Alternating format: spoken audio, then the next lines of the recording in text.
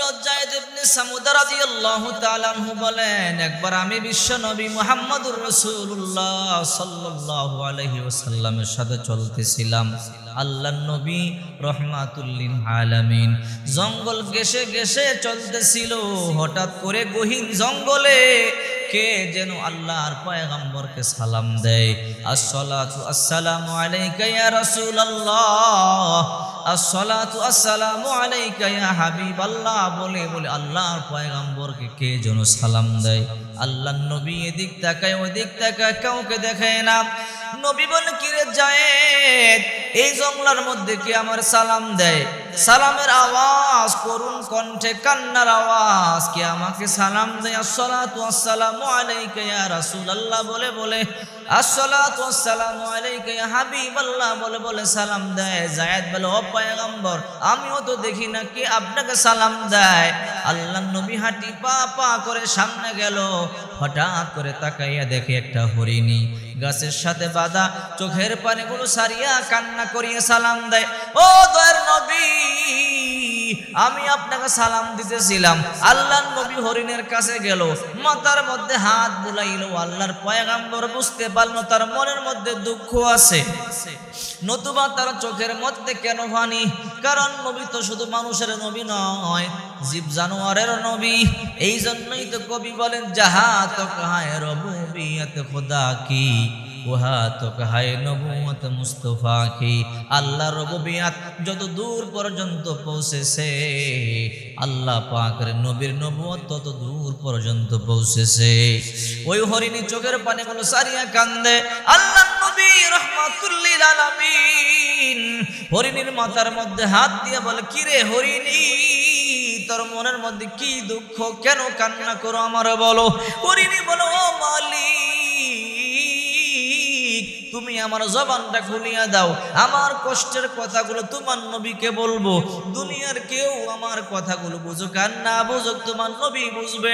দুনিয়ার কেউ দাম দেখ আর না দেখ, তোমার নবী আমার কথাগুলো দাম দিবে, কারণ দয়ার নবী আমার কষ্টগুলো বুঝবে। আল্লাহ তাআলা হরিণীর জবানটা খুলিয়া দিল। হরিণী বলে, ও রাহমাতুল লিল আলামিন, এতক্ষণ পর্যন্ত আমি সালাম দিতেছিলাম। আল্লাহর নবী বলে, হরিণী, তোর মনে কি দুঃখ আমার বল, তোর অন্তরে কি কষ্ট আমার বল, চোখের পানিগুলো সারিয়া সারিয়া কেন কান্না করো? হরিণী বলে, ও রাহমাতুল লিল আলামিন, একটা ইহুদি আমাকে দড়িয়ে আনলো, আজকে 3 দিন হয়, এই গাছের মধ্যে আমাকে বাঁধিয়া রাখলো। হরিণীর সিদ্ধান্ত আমাকে জবাই করিয়া খাবে। ও রাহমাতুল লিল আলামিন, আমাকে জবাই করিয়া খাবে, আমার কোনো বাধা নাই। মানব জাতির জন্য আল্লাহ আমাদেরকে জায়েজ করেছেন, জবাই করে খাবে, কোনো বাধা নাই।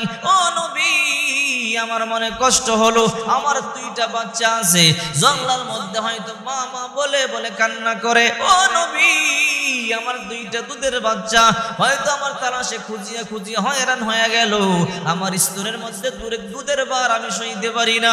নবী গো, সন্তানগুলো তো জানে না ইহুদি আমাকে ধরিয়ে আনছে, আমাকে জবাই করবে। সারা জনম পর আমার সন্তানগুলো সন্দেহ থাকবে আমার মা কই গেল, সারা জনম পর কান্না করবে। ও রহমতের নবী, ইহুদি যদি আপনাকে চিনতে না পারে, আমি আপনাকে চিনেছি, আমাকে একটু ছুটি দিয়া দেন, আমি জঙ্গলার মধ্যে যাব, আমার 2টা বাচ্চারা জনমের মতো সত্য কথা বলি, জনমের মতো বিদায় নিয়ে আসবো, আর দুধ পান করাইয়া চলে আসবো। আল্লাহর পয়গম্বর বলে, রে হরিণ, তুই কান্না করবি না। মারেফে মুস্তবির মধ্যে জালালউদ্দিন রুমি রাহমাতুল্লাহি আলাইহি লেখেন, আল্লাহর নবী হাঁটি হাঁটি পা পা করে ইহুদির ঘরে গেল। রে ইহুদি ভাই, একটু বাইরে আসো। ইহুদি বাইরে এসে দেখে আমাদের জনমের শত্রু মুহাম্মদ আমাদের বাড়িতে আসলো। ও মুহাম্মদ, কেন আমাদের বাড়িতে আসলা? তুমি আমাদের শত্রু। আল্লাহর নবী বলে, ইহুদি ভাই, এই হরিণীটা কে ধরে আনছে? আমি ধরে আনছি। কেন আনছো? জবাই করিয়া খাবো। আল্লাহর পয়গম্বর বলে, রে ইহুদি, জবাই করিয়া খাবি, কোনো বাধাই না, কোনো আপত্তি নাই, কিন্তু একটু সারিয়া দাও, তার 2টা বাচ্চা আছে জঙ্গলার মধ্যে, হয়তো মা মা বলে বলে কান্না করতেছে। হরিণী জনমের মতো সন্তানদেরকে দুধ পান করাইয়া জনমের মতো বিদায় নিয়ে আবার চলে আসবে। ইহুদি কয়, ও মুহাম্মদ, এতদিন জানতাম তুমি পাগল, এখন তোমার মাথা পুরোই খারাপ হয়ে গেছে। হরিণী আবার মানুষের সাথে কথা বলে নাকি, আবার কথা শুনে নাকি? আল্লাহর পয়গম্বর বলে ও ইহুদি তুমি সারিয়ে দাও, বিনিময়ে তুমি কি চাও বলো। ইহুদি বলে মুহাম্মদ হরিণীকে সারিয়ে দেওয়ার পরে এই গাছের নিচে তোমাকে বাঁধিয়ে রাখবো, যদি সময় মতো হরিণী না আসে তোমাকে জবাই করা হবে। আল্লাহর পয়গম্বর বলে ঠিক আছে, আমাকে গাছের নিচে বাঁধো, হরিণীকে সারিয়ে দাও, সময় মতো না আসলে আমাকে জবাই করিয়া দিবা। হরিণী আরো বেশি বেশি কাঁদে, আমার জায়গা আল্লাহর পয়গম্বরকে বাধা হবে, আমি কেমনে সহ্য করব? না গো নবী না, এটা আমি সহ্য করতে পারবো না, থাক আমি যেমন আছি এমনিই থাকি, আমার জায়গায় আপনাকে বাঁধবে এটা আমি সহ্য করতে পারবো না। আল্লাহর নবী বলে হরিণী তুই চিন্তা করবি না, তুই টেনশন করবি না, তুই তো আমাকে চিনো, আমি রাহমাতুল লিল আলামিন, তুই তাড়াতাড়ি যা। আমি গাছের নিচে দাঁড়াইয়া রইলাম, সন্তানদের কাছ থেকে বিদায় নিয়ে আয়, কিন্তু দেরি করবি না। ইহুদি বলে ও মুহাম্মদ নির্ধারিত সময় না আসলে তোমাকেই জবাই করব। আল্লাহর পয়গম্বর বলল ঠিক আছে আমাকেই জবাই করিও, কোনো সমস্যা নাই। ইহুদি মনে মনে হাসে, কারণ হরিণী সারিয়ে দেওয়ার পরে জীবনও আসবে না, হরিণী তো মানুষের কথা বুঝে না। মুহাম্মদ তো সারিয়ে দিল, হরিণী তো আর আসবে না। হরিণী যায়, আল্লাহর পয়গম্বর বলে রে হরিণী তাড়াতাড়ি যা, সন্তানদেরকে দুধ পান করাই আবার নির্ধারিত সময়ের আগেই চলে আসবি। তুই যদি আসতে দেরি করো আমার গলার মধ্যে ছুরি চালাবে, আমি মুহাম্মদকে জবাই করিয়া দিবে। ইহুদি বড় খুশি, হরিণী সারিয়া দিলাম, আর আসবে না, মুহাম্মদকেই জবাই করব। আল্লাহর নবীকে দেখাইয়া দেখাইয়া ইহুদি ছুরি দাঁড় করে, ও মুহাম্মদ হরিণী সময় মতো না আসলে তোমারই কিন্তু জবাই করব। আল্লাহর নবী কই ঠিক আছে জবাই করিও। ইহুদি বড় খুশি, মুহাম্মদকে মারবার জন্য কত চেষ্টা করি, কোনো রাস্তা পাই না। আজকে মুহাম্মদ নিজেই ধরা দিল, আজকে মুহাম্মদকে জবাই করবার সহজ রাস্তা পাইলাম, হরিণী আসবো না, নবীকে জবাই করে ফেলবে। হরিণী দৌড়াইয়া জঙ্গলের মধ্যে যায়, জঙ্গলের মধ্যে গিয়া ডাকতে থাকে, রে সন্তানেরা কই, তাড়াতাড়ি আয় আয় দুধ পান কর, আমি তাড়াতাড়ি আবার চলিয়া যাব। ওই হরিণীর দুইটা বাচ্চা কই কিরে, আমাদের মায়ের কণ্ঠ শোনা যায়, কোথায় মা ডাকে দেখি তো। হঠাৎ করে তাকাইয়া দেখে একটা উঁচু জায়গার মধ্যে মা সন্তানদেরকে ডাকতেছে। দুইটা সন্তান দৌড়াইয়া গিয়া বলে মাগো 3 দিন কোথায় ছিলা? 3টা দিন ধরিয়া জঙ্গলায় তন্ন তন্ন করিয়া তালাশ করলাম, কোথাও তোমারে পাইলাম না। ও মা 3টা দিন তুমি কোথায় ছিলা, আমাদেরকে না বলে কোথায় গেলা? হরিণী বলে ও সন্তানেরা আয় দুধ পান কর, তাড়াতাড়ি আবার আমি চলিয়ে যাব। ও মা তুমি কোথায় যাইবা? 3 দিন না বলে কোথায় গেছিলা, আগে আমাদেরকে বলো আবার কোথায় যাইবা? হরিণী চোখের পানি সারিয়া বলে একটা ইহুদি আমাকে নিয়ে বন্দি করে রাখছে, জবাই করিয়া আমারে খাবে, বাজি করিয়া আমারে খাবে। আমি 3 দিন ধরে একটা গাছের সাথে বাঁধা ছিলাম। মায়ের নবী রাহমাতুল লিল আলামিন ওই রাস্তা দিয়ে হাঁটিয়া যায়, আল্লাহর পয়গম্বরকে সালাম দিলাম, আর বললাম আল্লাহ জবানটা খুলিয়া দাও। আল্লাহ জবান খুলিয়া দিল, আর বললাম ও রাহমাতুল লিল আলামিন আমার 2টা বাচ্চা জঙ্গলার মধ্যে, ও নবী আমার 2টা বাচ্চা তো জানে না আমাকে ইহুদি ধরে আনছে, হয়তো 2টা বাচ্চা মা মা বলে বলে কান্না করে। ও গো নবী আমার বাঁধনটা খুলিয়া দেন, আমার বাচ্চাদেরকে আমি দুধ পান করাইয়া চলে আসবো। ইহুদি শর্ত দিল, ও মুহাম্মদ ছাড়তে পারি, এই হরিণীর জায়গায় তোমাকে বাধা হবে, হরিণী নির্ধারিত সময় না আসলে তোমাকে জবাই করা হবে। মুহাম্মদ সাল্লাল্লাহু আলাইহি ওয়াসাল্লাম বলল, রে ইহুদি ঠিক আছে আমারে জবাই করিস, রে সন্তানেরা আয়। গাছতলে আল্লাহর পয়গম্বরকে রাখি আসলাম, সময় মতো না গেলে আল্লাহর পয়গম্বরকে ইহুদি জবাই দিয়ে দিবে। সন্তানেরা আয় দুধ পান কর, জরমের মতো আর দেখা হবে না। 2টা বাচ্চা বলে মা যে রাহমাতুল লিল আলামিনকে সৃষ্টি না করলে আল্লাহ তুমি কোনো কিছু সৃষ্টি করতো না, ওই নবীকে গাছের নিচে ইহুদির ছুরির নিচে রাখিয়া আমরা দুধ পান করতে পারি না। মাগো 3 দিন দুধ পান করি নাই, প্রয়োজনে জীবনে দুধ পান করব না, মরিয়া যাব। তারপর আল্লাহর পয়গম্বর এমন বিপদের মধ্যে রাখতে পারবো না, তাড়াতাড়ি চলো আল্লাহর পয়গম্বরকে এক নজর দেখব, আল্লাহর পয়গম্বরকে মুক্ত করব। যতক্ষণ পর্যন্ত নবীকে মুক্ত না করব ততক্ষণ পর্যন্ত আল্লাহর কসম তোমার স্তনে আমরা মুখ লাগাবো না। সুবহানাল্লাহ।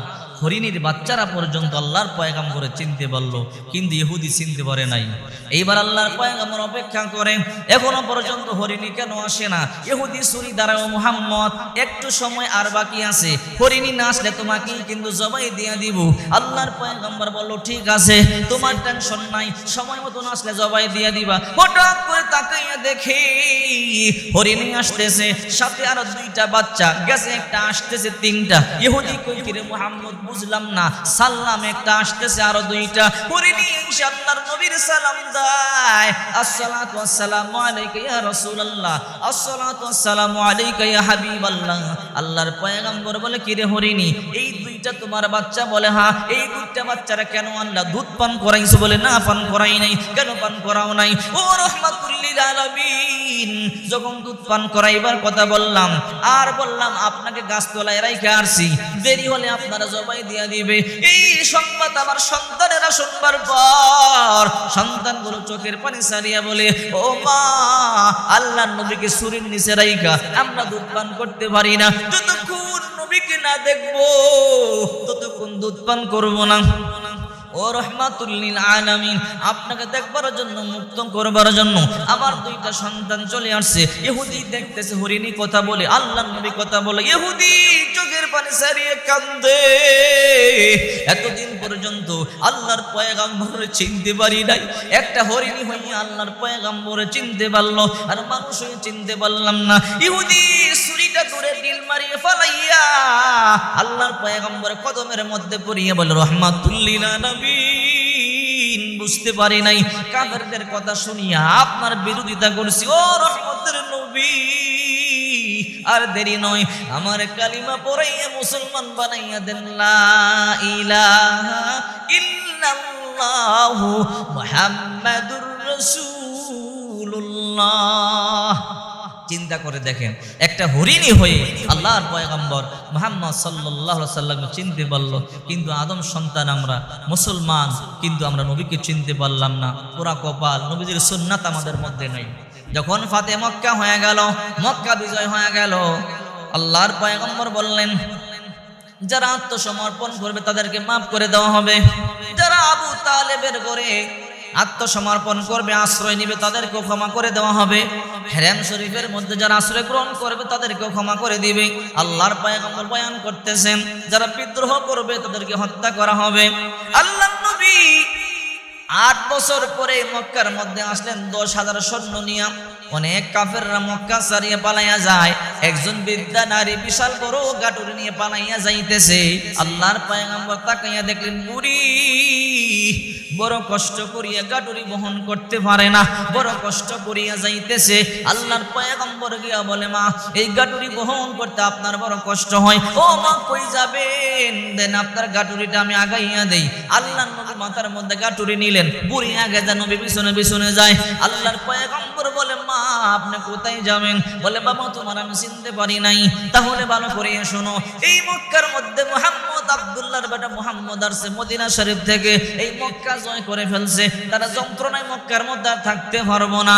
এই মুহাম্মদ একজন খারাপ মানুষ, ভাই ভাই ঝগড়া লাগাইয়া দেয়, পিতা পুত্রের মধ্যে ঝগড়া লাগাইয়া দেয়, স্বামী স্ত্রীর মধ্যে ঝগড়া লাগাইয়া দেয়, নতুন ধর্মের দাওয়াত দেয়। এই জন্য মুহাম্মদকে আমরা ভালোবাসি না, এই মক্কা ছাড়িয়ে চলিয়া যাই, এই মুহাম্মদের অত্যাচার থেকে বাঁচার জন্য দূরে চলে যাই। আল্লাহর নবী গালি শুনতেছে, কোনো কথাই বলে না। যখন মহিলা বহু দূরে চলে গেল, নিরাপদ জায়গার মধ্যে চলে গেল, ওই মহিলা বলে, যুবক, দাও গাটুরি নামাইয়া দাও। নামাইয়া দিল। কয়েকটা টাকা আছে।